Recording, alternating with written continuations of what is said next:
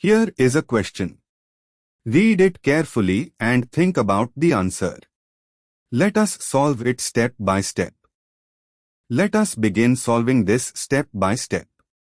Step 1. Identify the transformation. In step A, the starting material is limonene, which contains two double bonds, a trisubstituted endocyclic alkene, more electron-rich, and a terminal exocyclic alkene, less electron-rich.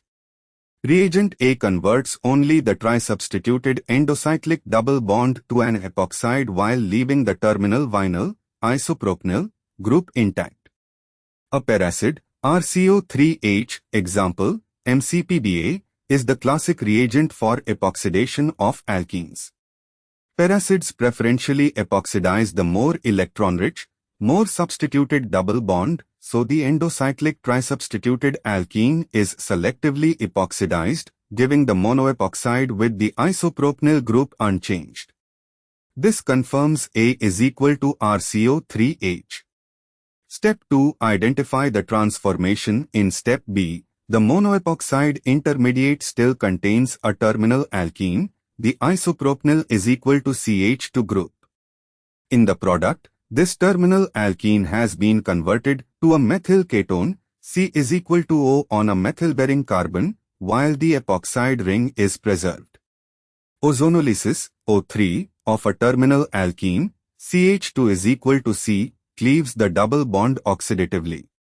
For the isopropanol group CH2 is equal to C, CH3, ozonolysis followed by reductive or oxidative workup would cleave it under standard ozonolysis with oxidative workup, or simply O3Zn or O3Me2S, the terminal is equal to CH2 gives formaldehyde and the internal carbon becomes a ketone carbonyl.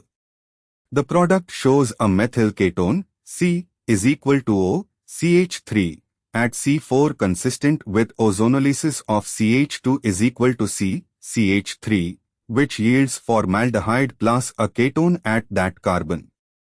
The epoxide is not affected by O3 under these conditions. Therefore, B is equal to O3.